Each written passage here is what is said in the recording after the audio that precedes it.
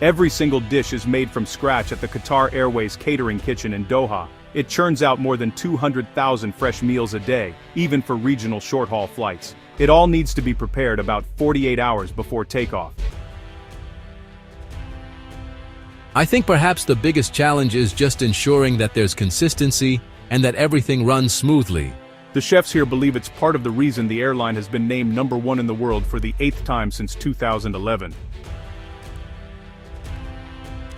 This kind of cooking used to be the standard in most flights in America too, no matter what cabin you flew on. But today most US airlines don't run their own kitchens, opting to buy from catering services instead. So why has economy airplane food gone from luxury to a point of ridicule in the US?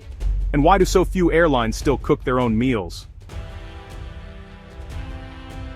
No workers are allowed to step foot in the kitchen without walking through this air shower corridor first. To ensure that we have no biological or any physical contaminants going into the kitchen.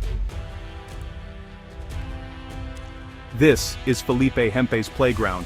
4,000 people from 38 countries work at the Qatar Aircraft Catering Company, or QACC. It's a part of the Qatar Airways group. The team develops new menus every 3 months. All the produce is fresh, even though they're operating in a food desert. They go through 30 metric tons of fruits and vegetables daily and use custom machines to help prep them for meals. Like this bin, that can wash 12,000 peppers a day, and this machine that peels 6 cantaloupes in under a minute. Other produce, like dragon fruit, strawberries, white asparagus, get a more delicate treatment. They're peeled and carved by hand. It's a big routine, making almost 200,000 meals a day. The team is rotated throughout their time working here. Inside the hot kitchen, the aroma of cumin, garlic and onions just fills the air. Chefs prepare dishes of several different cuisines, from Indian to Arabic and Asian. We base them mostly on the demographics of that flight. For example, for America, we have a lot of traffic from the Indian subcontinent. They use over 300 potatoes every day to make aloo tikki, a popular street food in India. The kitchen goes through 36,000 whole fresh eggs a week, and another 3.5 tons of pasteurized egg whites are turned into 12,000 omelets a day. We need to ensure that we're going to be able to meet the quantities without having to make any substitutions. The moment we have any substitutions, then menu cards will be affected and things like that. There's also, a big emphasis on making most food from scratch, even for items that are often bought frozen or pre-made, like sausages and pasta. If you're ordering ravioli from economy class, you're getting freshly made pasta, which honestly, not many airlines do that. Bread products are also prepared on site. Bakers churn out 10,000 croissants an hour, as well as handmade focaccias. Pastry chefs design new desserts every quarter, like these chocolate brownies made from scratch. We're giving this in economy, and it's a homemade eggless brownie. Tastes really good, with a mousse underneath. While people here handle food all day long, taste testing is only reserved for a select few. For each of our kitchens, we have a centralized tasting area.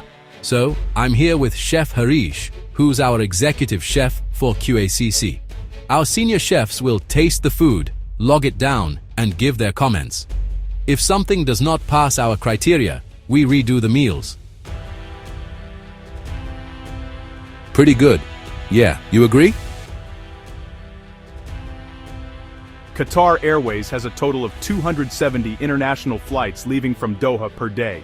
And on average, the airline serves 350 meals on each flight. This facility also provides meals to other One World Alliance partners that fly out of Doha, and to the 19 lounges at Hamad International Airport. All the food is halal, prepared in accordance with Islamic dietary laws, because Qatar is a Muslim country. So, for example, you won't find any pork on the menu.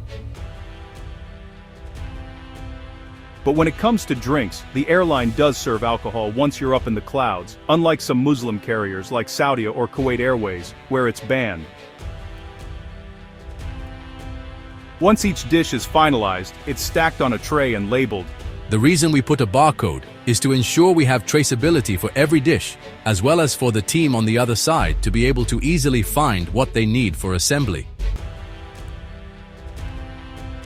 It also helps them track any food safety issues down the line. We can trace it all the way back to the person that made it, the day they made it, the time they made it, and we can then further investigate if there's a need. The trays are cooled for about 90 minutes to prevent the growth of any bacteria or pathogens, and then temperatures checked once again by our infrared thermometer, and the food is covered, scanned, and sent for storage. It's not possible for the airline to prepare everything on the actual day of the flight, so usually they make food in advance and refrigerate it for one day at the most. Any longer, and the taste and texture could change, especially for starchy foods like rice or pasta. But nothing is fully frozen. This cooling chamber is set to below 5 degrees Celsius and can store about 3,500 trays at a time. In the cold kitchen, workers prepare fruit bowls, dips, and, well, about 12,000 sandwiches a day. Many of these items end up on short-haul flights, which are less than 3 hours long. Just a few hours before the flight takes off, the food trays that were stored in the chiller are brought back in for portioning. Workers on this line, well, they keep their eyes at all times on the golden sample. The combos are endless and change depending on the route. Economy meals are dished up on trays and packed away, while business class meals are temporarily portioned in these foil containers. Later on, flight attendants will plate and serve these dishes, paying a lot of attention to the presentation, which will ultimately look like this. Qatar Airways tries to bring hints of luxury to economy too in the details. They offer 18 meals that customers with special dietary needs can pre-order. We have sort of our religious meals. We also have our medical meals, and then we have our specific meals, like child meals, etc. The culinary team has designed 50 meal choices for economy and first class each and 150 for business class that are dished out based on a flight's route and duration. Every cabin gets real silverware. All these items are dried, hand-polished, and assembled again, ready for the next flight. We're always looking at ways to reduce single-use plastic. We are looking at materials for our meal kits to be able to have less impact on the environment. Qatar Airways won several awards, including the Apex Award for Best Food and Beverage, but they can't maintain high standards by only sourcing local products, as Qatar is one of the hottest and driest countries in the world, with no lakes or rivers. Growing things here is hard. Currently, we have more imported ingredients than local. However, this is something that we're trying to change. We're working together with a lot of local farms, fisheries, to provide some of our products. That includes tomatoes, cucumbers, spinach, and bok choy.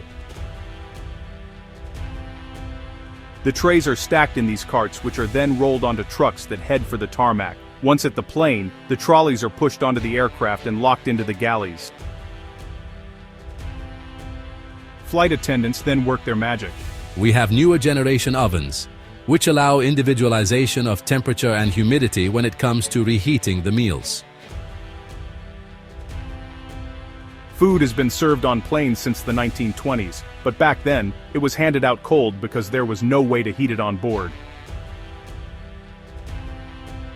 In the United States, United Airlines opened the world's first airline kitchen back in 1936 in Oakland, California, with just 6 employees making about 60 meals a day. Regardless of the season, your crossing will be smooth. In those days, the U.S. airline industry was regulated by the federal government, so carriers were legally required to serve every passenger an entree, 2 vegetables, a salad, dessert, and a drink as part of their ticket price. But, you know, the glory years of airline travel and food were the 50s and 60s. It was nice to relax in comfort as pleasant as our own living room, and to be served with such courtesy. Flight attendants on Pan Am used to make real scrambled eggs right there in the galley. Old posters even showed them slicing and serving roast beef right from the trolley. And you know, hot meals were served even on domestic economy flights. But in 1978, President Carter signed the Airline Deregulation Act, which allowed airlines to set their own fares, routes, and services. Competition immediately heated up. Airlines quickly cut flight prices to attract customers, but they started looking for other ways to make up for lost revenue, like slashing food options. In fact, in the 1980s, the head of American Airlines, Robert Crandall, famously came up with the idea of removing just one olive from every salad, and that reportedly saved $40,000 a year. In 2010, Continental, which is now United Airlines, became the last major U.S. airline to end free domestic meals in coach. These days, the term airline food has kind of become a joke in the U.S. I mean, many domestic flights in economy offer pretzels and nuts at best. And, low-cost carriers like Spirit Airlines give nothing unless you're willing to pay up. Passengers have even criticized long-haul meals in business class from carriers like United. But all U.S. airlines are private or public, and they claim some international carriers like Emirates, Qatar, and Singapore have an advantage because they're state-owned. These days, many airlines actually use a third-party caterer for their hot meals. The largest players in this space are Gate Gourmet and LSG Group. That's the company that caters for several major airlines like Delta and Air New Zealand. Their head of culinary, Justin Cohen, works really closely with LSG to develop recipes and prepare about 6.7 million meals every year, just for Air New Zealand and its lounges. Look, I think I've probably got the best food job in the world, to be honest. I get to fly around the world, taste brilliant food, meet amazing people, and deal with big, hairy problems. I'll be showing you guys a little venison dish that we've got serving in flight at the moment. He says the biggest challenge is making food that will actually taste good at 32,000 feet or above. On some planes, your taste buds are about 30% less sensitive to sweet and salty foods.